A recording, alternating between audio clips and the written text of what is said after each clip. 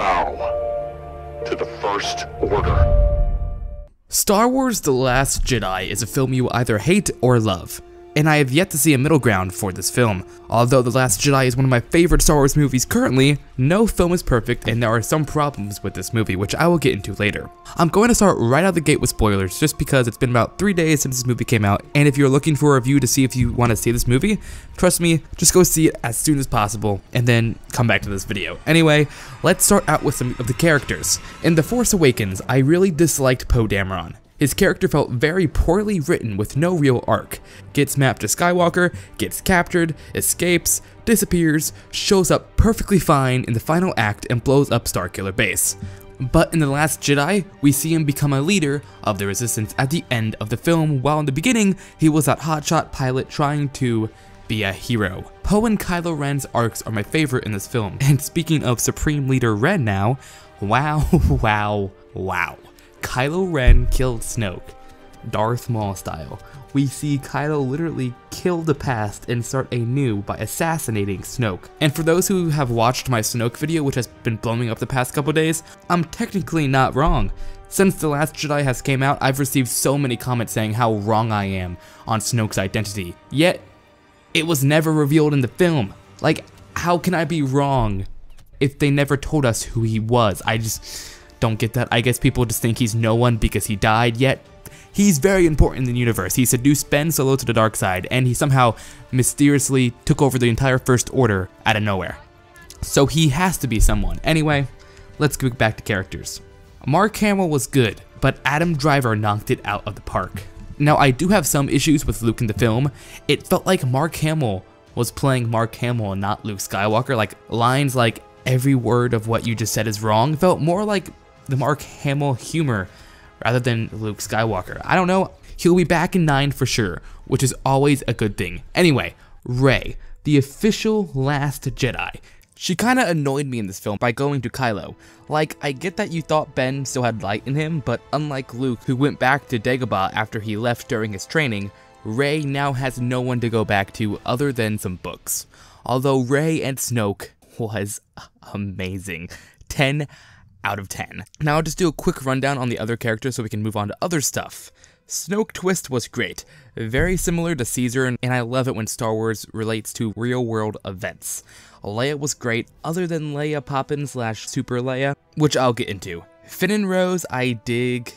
I don't, however, understand how Rose fell in love with Finn in 13 hours, like, okay. Phasma, just no. DJ was Lando 2.0. Admiral Holdo pissed me off a lot. Her character was pointless and only served to have Laura Dern in the film. Easily could have been Admiral Akbar if they didn't kill him off in 2 seconds, and would have made the sacrifice so much more meaningful. Having a beloved hero sacrifice himself, but instead we get a character that we were made to dislike during the film to sacrifice herself, so I don't really understand why Rian Johnson went with that. And plus, you could have made Laura Dern survive into episode 9, but whatever. I mean, I was happy when she died because the film treated her almost like an antagonist, and at the end we were supposed to feel sad? Not really. BB-8 was great as always, other than the ATST BB-8, that kind of felt like R2-D2 flying, like, no. General Hux was much better than he was in The Force Awakens and a much more prominent part. I really liked him towards the end when Kylo Ren becomes the Supreme Leader, and Hux is basically his bitch.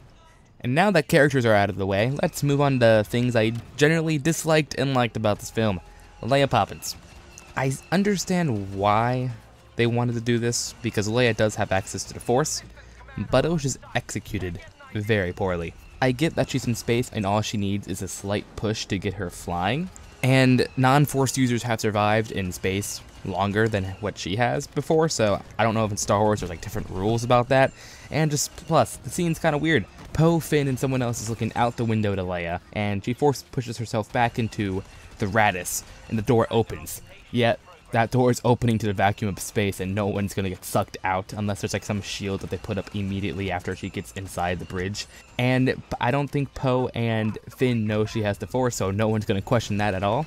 Okay. Also, I did notice on my second viewing, there's a little bit of foreshadowing when Leia passes right through the Supremacy, and it was almost like directly through the part where Holdo jumps into hyperspace and knowing Rian Johnson, he definitely did that intentionally. Now these two things go side by side. The whole Canto Bight sequence and the chase of the Raddus and the Supremacy.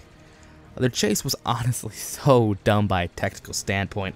All the First Order had to do was launch every TIE fighter they had on what I believe were more than 9 Resurgent class Star Destroyers and the Supremacy, which was basically the Super Star Destroyer of the First Order. So that's what, more than like probably 300 TIE fighters easily could have destroyed the Raddus. Also, why don't they just call Enforcers to jump right next to them? I'm 90% positive that's not the First Order fleet and that they have other Star Destroyers throughout the galaxy. Why not just call one like, can you jump into these coordinates and destroy the last Resistance capital ship? Thanks. Like, it was really weird. And the whole chase sequence really just felt like filler for Act 2 because they needed the Resistance to get from space to Crate. Now, from watching other reviews, I'm not the only one who thinks that the Canto Bight chase scene was just awful. I see what they were trying to do with the animal cruelty message, but it was executed pretty poorly in my opinion. And that chase scene can't be removed because it sets Finn and Rose up with DJ. Other than that, I have a few negatives like Akbar dying after saying 2 lines, and not being replaced by Holdo and sacrificing himself. And no Force Ghost of Obi-Wan and Anakin, that was pretty disappointing. And some of the humor was a little bit too much. Like I said earlier, Mark Hamill kind of felt like he was playing Mark Hamill and not Luke Skywalker. The whole milking of that weird creature and just the face he made after he drank some, like that felt like Mark Hamill and not Luke Skywalker. Let's go to the things I loved right out of the gate. Rey and Kylo versus the Praetorian Guards. Holy crap, this was honestly one of my favorite parts, and the cinematography and choreography was just freaking perfect. Rey throwing her lightsaber for Ben to activate it right into the guard's face. Oh, wow! Rey dropping her lightsaber, then picking it up with the other hand and slicing the guard in half, and then picking it up and slicing his face.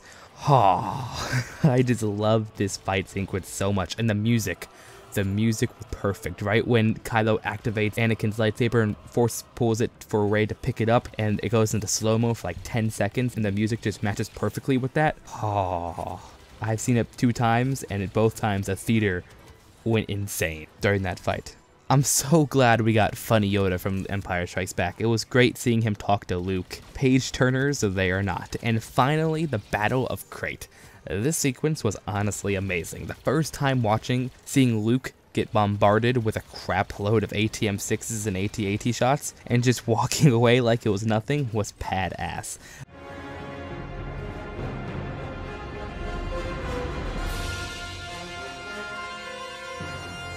This scene does suffer though, once you find out Luke was just a Force projection, but it was still cool the first time watching this, like seeing that and just him brushing it away was Mark Hamill. I have no doubt in my mind that Mark Hamill probably suggested to Rian Johnson, hey, can I do this? And Rian was just like, sure, why not, you're Mark Hamill. And Luke dying peacefully, knowing that Rey will light the way for the new rebellion while Binary Sunset plays, was perfect. I give Star Wars The Last Jedi a 8.5 out of 10. And since people will probably ask, my new official order from least favorite to favorite are Attack of the Clones, The Phantom Menace, The Force Awakens, Rogue One, A New Hope, The Last Jedi, Return of the Jedi, Empire Strikes Back, and Revenge of the Sith.